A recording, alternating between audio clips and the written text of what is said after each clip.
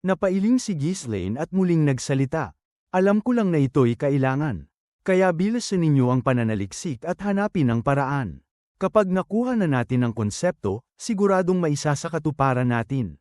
Agad namang kumunat ang noo ni Alfoy. Talaga ba? Sawa na ako sa alikabok ng mga gusali, tapos ngayon papakialaman ko pa ang mga manok. Idagdag pa ang amoy. At ngayong gusto mong gumawa ako ng mahika para rito? Punong-puno ng inis ang kanyang tono. Sino bang mangmang na salamangkero ang gugugol ng oras para lang sa isang incubator? Dapat nga'y iniiwan ang ganitong gawain sa mga karaniwang tekniko. Bago pa siya tuluyang magreklamo, sumingit si Claude. Kung iisipin, posible nga ito kung magtatagumpay ang pananaliksik. Pero kailangan ba talaga ngayon? Nagtaas ng kilay si Ghislaine. At bakit hindi? Natural namang dumarami ang mga alagang hayop sa paglipas ng panahon. Kung gayon, lalaki rin ang supply ng karne. Pero kung hihilahin natin ang mga salamangkero para rito, maantala ang ibang gawain. Magdagdag na lang ng ibang manggagawa para sa mga yon. Ang pinakamahalagang bagay ay kontrolado na. Ngunit may sapat na pagkain na. Walang nagugutom. Kailangan ba talagang ipilit ito ngayon? Kapag pumalpak, masasayang lang ang oras. Matibay ang paninindigan ni Ghislaine.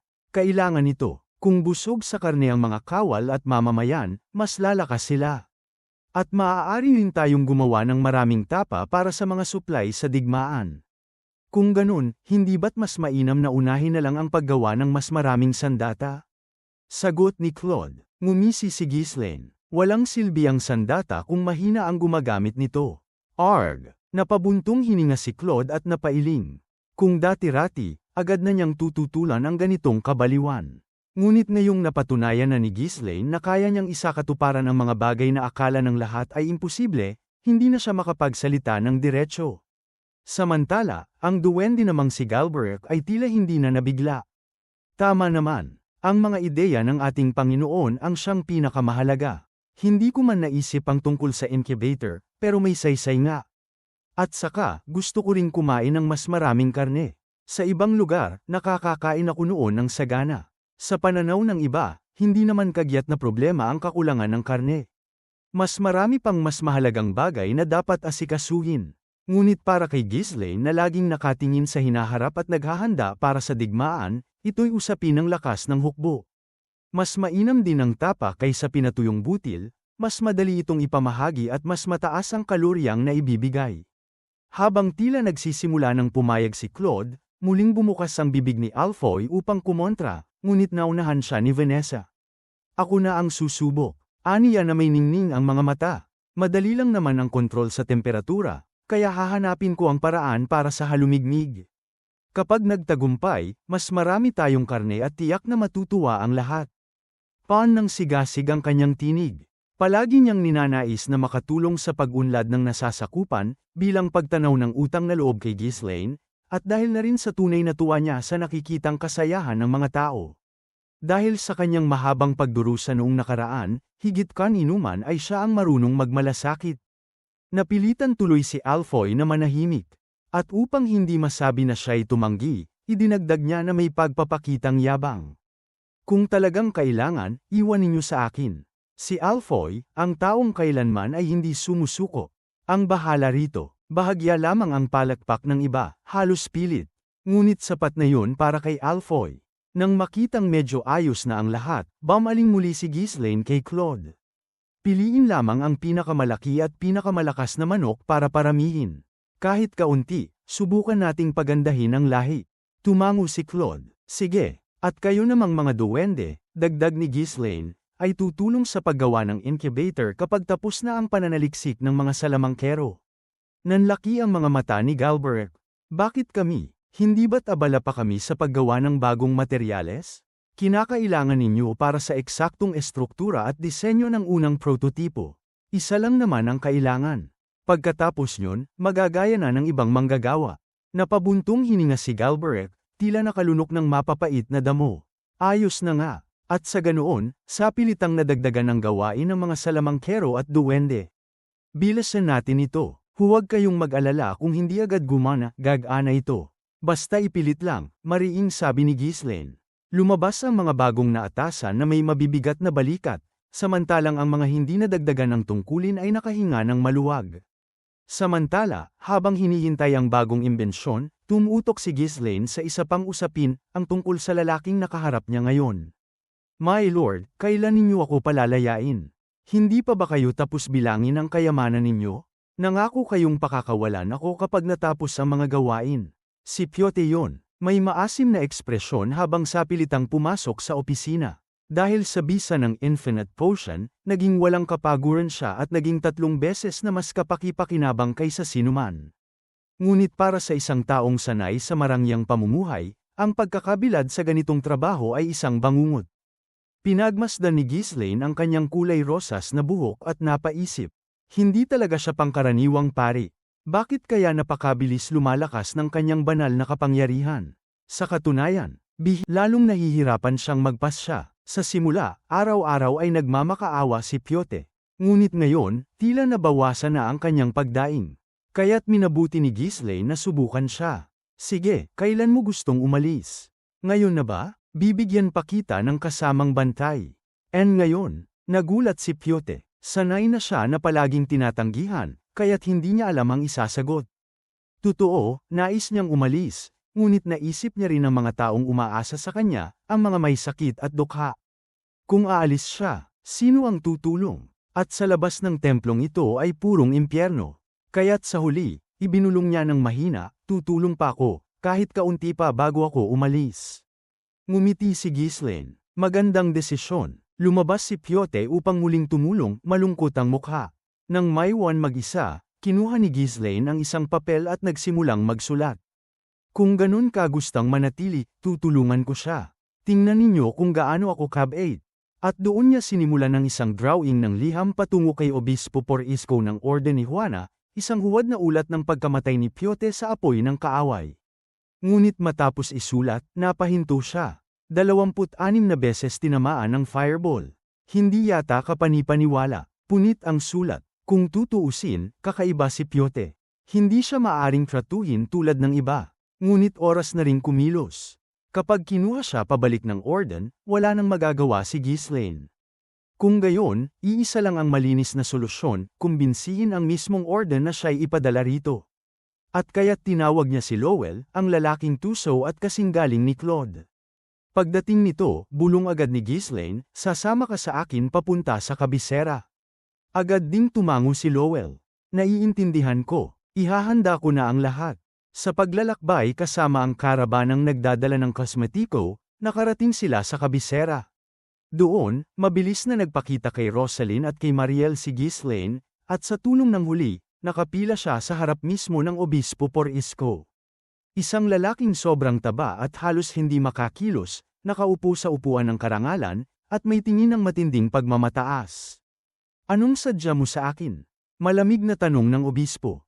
Mayabang ang anyo ni Porcisco habang sinusuyod ng kanyang tingin si Ghislaine mula ulo hanggang paa. Ito ba ang tinatawag na rising star ng Hilaga, na pinag-uusapan ng lahat? Isang batang hamak na sumasakay lang sa pangalan ng Marquis ng Branford at ipinagmamalaki ang hungkag na reputasyon. Narinig na rin niya ang balita tungkol sa digmaan, ngunit sa kanyang palagay, ang tagumpay na iyon ay bunga lamang ng kapritsyo ng tadhana, isang biyaya ng tagtuyot, hindi kakayahan. Kung talagang kahanga-hanga siya, hindi sana nag-abalang magpadala agad ng pari ang ginang ng Aylesbury at ang binibini ng pamilya Branford. Katulad ng iba, pinipili lamang ni Porcisco ang paniniwala ang nais niyang makita. Ang mga bulong-bulungan laban kay Ghislaine sa lipunan, dagdag pa ang pinagmulan nito mula sa tuyot at liblib na hilaga, ay sapat upang patatagin ang kanyang pagkamuhi. Kung wala ang suporta ng Marquis ng Branford at ng ginang ng Aylesbury, ni hindi siya makakausap sa akin. At higit pa roon, tanda ni Porcisco ang bigat ng kapangyarihan ng simbahan. Bilang isang obispo, may katayuan siyang maging ang mga maharlikay kinakailangang magbigay galang. Kaya naman, ang isang simpleng baron ay walang halaga sa kanyang paningin. Ngunit higit pa sa kanyang kayabangan, may mas malalim na dahilan kung bakit sukang-suka siya kay Ghislaine. Isang mababang uri na nagbebenta ng mga kosmetiko, mga produktong kumakain sa aming kita. Matagal nang pinakikinabangan ng simbahan ni Juana, Diyosa ng kagandahan, ang kapangyarihan upang pamahalaan ang anyo ng mga maharlika kapalit ng malalaking donasyon. Ngunit nang dumating ang mas mura at higit na mabisa pang kosmetiko ni Ghislaine, natural lamang na bumagsak ang kanilang kita, at kasabay nito, lumiit ang bahagi ni Porisco sa kaban. Hindi nakapagtataka na sinalubong niya ng lantad na puot ang kanilang unang pagtatagpo. Ngunit hindi natinag si Ghislaine. Bahagya lamang siyang yumuko at iniabot ang isang kahon.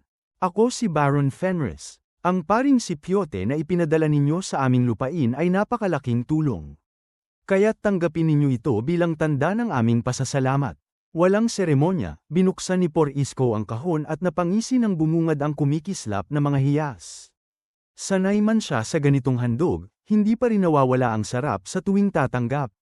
Bahagya ring lumuwag ang pagkamuhi niya.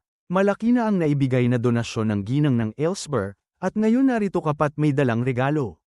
Marahil may hinihingi kang kapalit, sanay sa kalakaran ng lagay, banayad at siguradong wika ni Porisco. Alam niya ang batas ng bigay at bawi. Ngumiti lamang si Ghislaine. Oo, sa aming lupain, hirap ang aking mga nasasakupan. Nais kong pag-isahin ang kanilang loob sa pamamagitan ng pananampalataya. Ibig mong sabihin, nais mong magtatag kami ng parokya roon? Tama, sa kasalukuyan, wala pang maayos na simbahan sa aming lupain. Ngunit ang alam ko, kakaunti lamang ang sumusunod kay Lady Juana sa Hilaga. Hindi ba't karamihan ay sa ibang diyosa nakatuon? Si Lady Juana, diyosa ng kasaganaan, kalakalan, kagandahan, at karangyaan, ay tanyag sa mga maharlika, mga ngalakal, at opisyal. Ngunit sa Hilagang Dukha, bihira siyang sambahin. Walang alingaw-ngaw ng pag-aalala, sagot ni Ghislaine. Hungkag lamang ang kanilang pananampalataya. Ngayon na naroroon si Pari Piote na may tunay na kapangyarihan, unti-unti nang dumarami ang mga debotong sumusunod kay Lady Juana. Bahagyang totoo ito. Ang mga nakasaksi sa biyayang taglay ni Piote ay nagsimulang lumipat ng pananampalataya. Napangisi si Porisco. Mga mangmang na taga-Hilaga. Kaunting pakita ng kapangyarihan at sabik silang samamba. Sanay na siya sa mga Panginoon ng kanayunan na gumagawa ng ganyang hakbang. Alam niya, ang presensya ng isang pari ay agad na nagpapabuti sa buhay ng isang lupain. At dahil kakaunti lamang ang pari, karaniwang nakalaan lamang sila para sa mga mayayamang maharlika. Nagkunwaring nag-isip, saka nagkibit balikat si Porisco. Mahihirap ang magtatag ng parokya. Ngunit kung magtatayo ka ng templo para kay Lady Juana, maaari akong magpadala ng ilang parit mangangaral. Ngunit sa kabila ng lagay na tinanggap, hindi niya balak panatilihin si Piote sa lupain. Para sa kanya, bawat pari ay parang gintong gansa. Mas matagal sa labas, mas maraming kita. Bahagyang nagkunwaring nanghihinayang, tanong ni Ghislaine. Kung gayon, maaari ba sanang manatili si Pari Piote ng kaunti pang panahon sa aming lupain? Basta't hindi mukhang inaangkin mo siya. Ano ba itong sinasabi ko? Kung pansamantala lamang, maaari siyang manatili ng 3 buwan kapalit ng katamtamang donasyon. Donasyon, nauunawaan ko. Habang yumuyuko na si Ghislaine upang magpaalam, bahagyang natarante si Porisco. Aalis ka na? Nang walang donasyon? O balak mo bang ibalik agad si Piote? Hindi, magdodonate ako. At kung gagawin, dapat maayos. Ihahanda ko ang lahat at babalik ako. Ngumiti ng kontento si Porisco. Mabuti, pabor sa mga tapat ang Diyosa. Inaasahan ko ang iyong debosyon. Baron, may narinig na siyang bulong na nakatago raw si Baron Fenris ng maraming pagkain at bakal. Kaya't nag-umapaw ang kanyang inaasahan sa susunod na donasyon. Paglabas ng templo, bumulong si Ghislaine kay Lowell. Simulan na natin. Gawin ayon sa plano. Kumpiyansa ka ba? Siyempre. Ito ang larangan ko. Mabuti, siguraduhin mong mabaliw sa kasakiman ang gagawng yun. Ipadama mo sa kanya ang langit. Naiintindihan, damang-dama niya ang langit, sigurado. Agad nagkalat si Lowell at ang mga kawal sa kabisera. Tangan ang mga supply ng pagkain, patungo sa iba't ibang direksyon. Samantala, nanatili si Ghislaine sa Crow Mansion na binili niya, nag-utos ng dagdag na paghahanda. Makalipas ang 1 linggo, napuno ng galit si Porisco.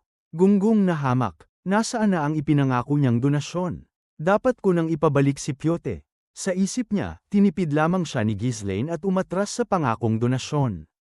Ngunit higit pa roon, gipit siya sa sariling laban. Ang arsobispo'y nagbabadya ng pagpapatalsik, at upang maligtas, Sunod-sunod siyang nangungupit at namimigay ng lagay. Ngunit kulang pa rin. Mga hanghang. Lahat naman tayo'y kumakain, bakit ako lang ang itinataboy? Dahil ba mas marami akong nakain? Plano niyang gamitin ang suhol ni Ghislaine para sa labanang ito. Ngunit sa kawalan ng pagbalik ng Baron, tila wala ng pag-asa. Sa kabila ng bigat ng isip, tinakpan niya ng pilit ng ngiti ang mukha at nagtungo sa bulwagan para sa ritual. Ngunit habang naglalakad, napansin niyang kakaiba ang mga tingin ng mga tagapaglingkod. Bakit ganito? Hindi na sila nakatingin ng may takot o pagkasuklam. Parang may kuryosidad o paghanga. Lalong bamigat ang kanyang loob nang marinig ang mga bulong. Siya raw yun. Matagal nang itinago, sinadya. Kumalat na ang balita ngayong umaga. Natarante si Por Isko. Arsobispo ba ang kumikilos? Nilulunod na ba ako sa tsismis? Kailangan kong kumilos bago ako tuluyang mapatalsik. Dala ng kaba, matapos ang sakramento'y lumabas siya kasama ng ilang kabalyero. Ngunit agad siyang sinalubong ng dagandong ng tao. Si Obispo Por Isko. Mali ang tingin natin sa kanya. Ang santo ng looban. Natigilan siya. Ang mga taong dati lumalayo sa kanya na parabang may nakakadiring dumaan, ngayoy sumisigaw ng papuri. Siya, na nakilala bilang paring Sakim, ngayoy tinatawag na santo. Santo, ako, hindi yun basta pamagat, para lamang sa mga tunay na nag-alay ng lahat. Ngunit siya, ni minsan hindi tumapak sa looban maliban ng pilitin noong siya'y simpleng pari pa. Gayunman, nang dumating sila sa looban, tumuwad sa lupa ang mga tao. May umiiyak, may humahalik sa kanyang mga paa. Salamat, mahal na obispo. Nailigtas ninyo ang aking apo. Patawarin ninyo ako sa mga sumpang binitiwan ko noon. At sa kabila ng kanyang puot at takot, damaloy sa kanya ang isang sarap na hindi niya naranasan kailanman. Ang paghanga, ang paggalang, ang debosyon, lahat ay tunay. Ito ang hinahanap ko. Ako'y parang Diyos, ngunit kailangan niyang malaman kung bakit. Bakit siya? Bakit ninyo ako dinadakila? Ngumiti ang kabalyero ng simbahan. Wala nang saysay ang magpanggap, mahal na obispo. Alam na ng lahat ang inyong dakilang hangarin. Hindi ba't nakatanggap kayo ng pahayag mula sa Diyosa? Kaya't matagal ninyong inipon ang kayamanan upang bilhin ng pagkain para sa mga dukha. Natigilan si Por Isko. Ako, pahayag ng Diyosa? Ngunit seryoso ang kabalyero. Oo. Ang pagkaipon ninyo ng pagkain at ang pamamahagi nito sa mga dukha sa panahon ng tagtuyot, lahat yun ay tanda ng pahayag. Kayong nagligtas sa kanila, at ngayon, buong kabisera'y nakakaalam. Nanginginig ang labi ni Por Isko. Ang kayaman ng inipon niya ay ginamit sa suhol at kalayawan. Ngunit paano? Saan nanggaling ang pagkaing ipinamimigay? At noon niya narinig, hindi ba't si Baron Fenris ang nagdala ng napakaraming supply sa kabisera sa inyong kahilingan? Baron Fenris. Sumikdaw ang dibdib niya. Ang taong nangakong magdodonate, ang Baron na biglang naglaho, ngayoy siya pa ring naglatag ng bitag. At bago siya makapagsalita, lumapit ang isang nakangising nilalang. Kumusta? Nagustuhan mo ba ang donasyon, Santo Por Isko? Ang lalaking papalapit na may malapad ng ngiti ay walang iba kundi si Ghislaine. Kusang iniwas ni Por Isko ang tingin at mabilis na nagsimulang mag-isip. Ano bang pinaplano ng baliw na ito? Katatapos lang niyang gawing santo ang isang karaniwang tao mula sa wala, at hindi lang basta santo, kundi isang huwad na di umano'y nakatanggap ng pahayag mula sa Diyosa, kahit na siya'y isang lalaki. Ito marahil ang kauna-unahang pagkakataon sa kasaysayan. Walang halong biro, tiyak na matatala ito sa mga pahina ng kasaysayan. Gusto sana niyang sigawan si Ghislaine at pagsabihan dahil sa kabaliwan nito, subalit. Ang daming matang nakatingin sa atin. Nasa alanganin siyang sitwasyon. Kailangan niyang ilantad ang katotohanan, ngunit ayaw bamuka ng kanyang bibig. Ang mga mata ng mga maralita at mga kabalyero ng templo na nakatitig sa kanya ay kumikislap, pan ng paghanga, pan ng pagsamba. Para bang ang kanilang pananalig ay umaagos na parang pulot. Ito ba ang kapangyarihan ng isang santo?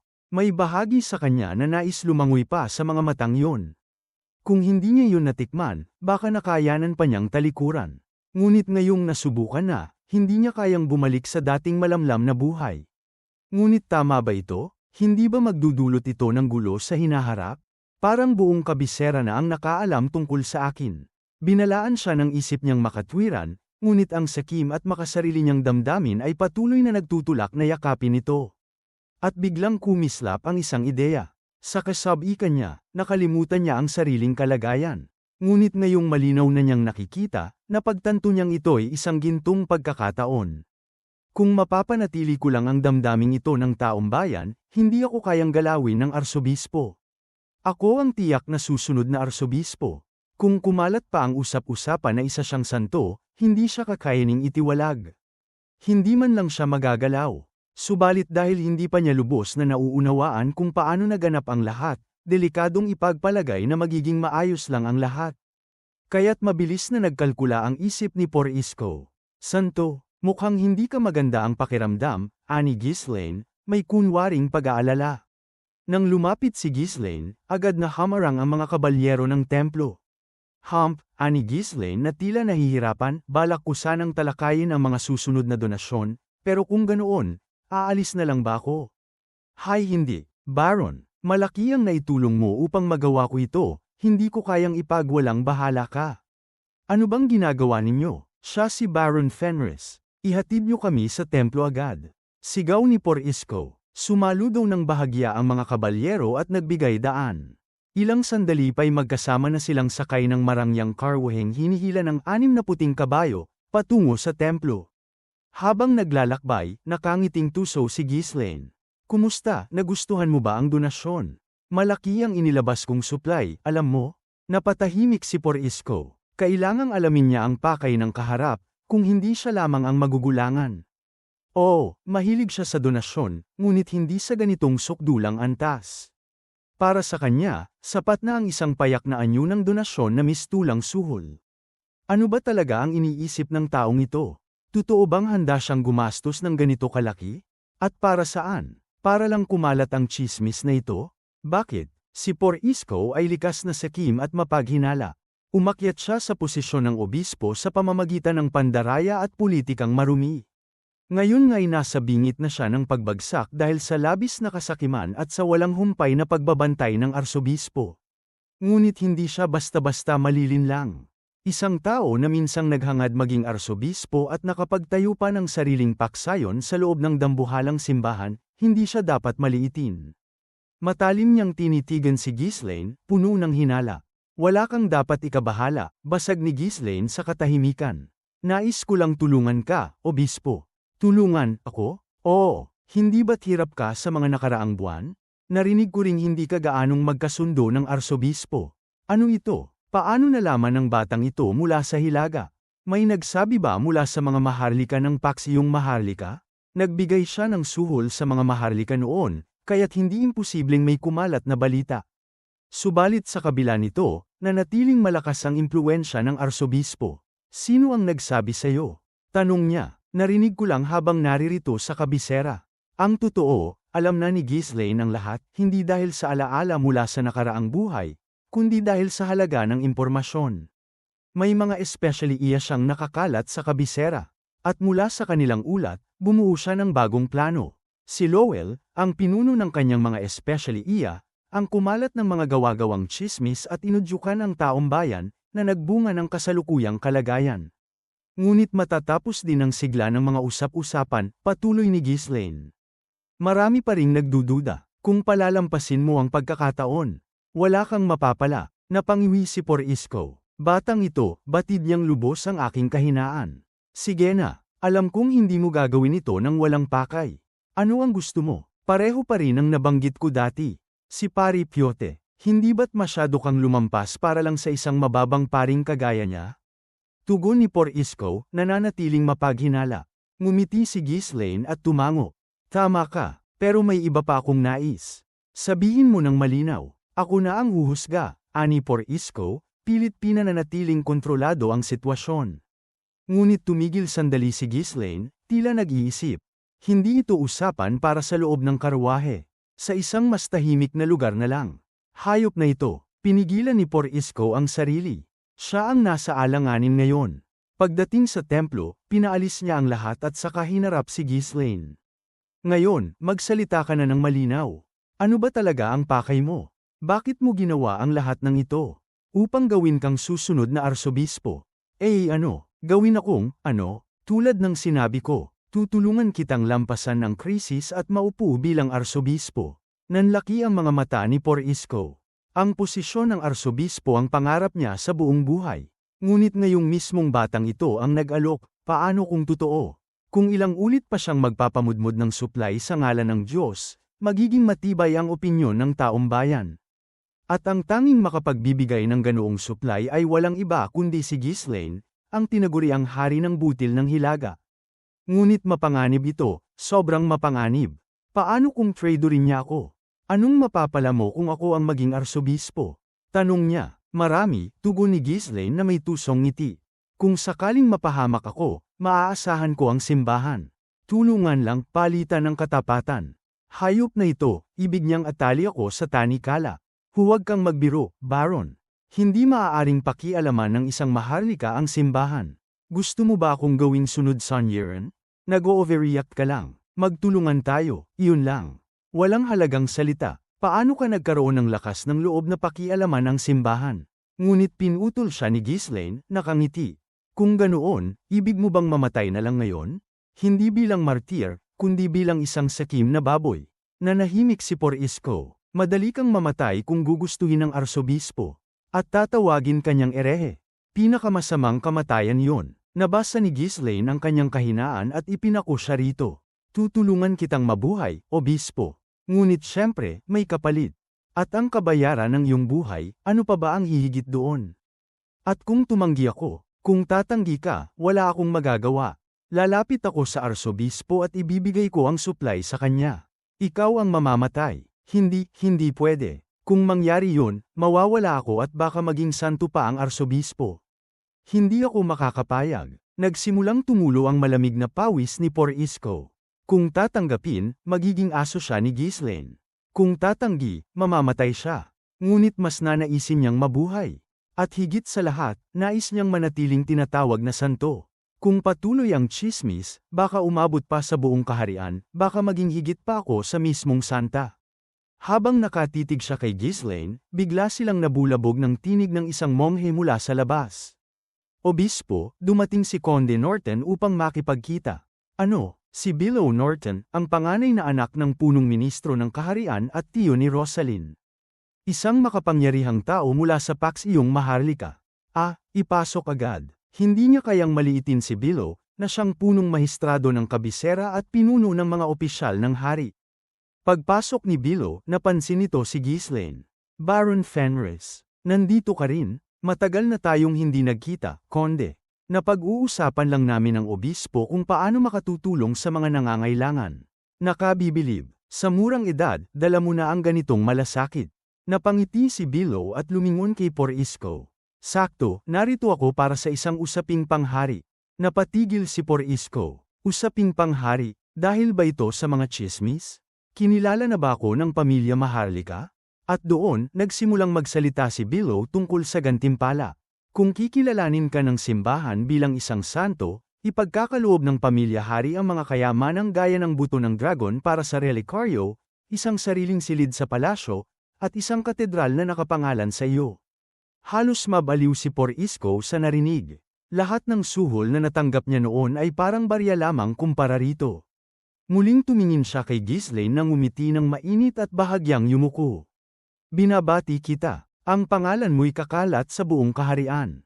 Kaya, itutuloy ba natin ang mga donasyon ayon sa pahayag, Santo Porisco? Napangisi si Porisco. Hey, muntik ko nang kalimutan kung gaano kalaking pagkakataon nito. Sino ba namang tatanggi? Kahit hindi siya opisyal na ideklara, sapat na ang tsismis upang maging arsobispo. Ngumiti siyang may pagpapanggap na kabanalan at tumango. Buong puso kong tatanggapin ang iyong mga donasyon, Baron Fenris. Sa ngayon, pinili niyang makipagsanib kay Ghislaine.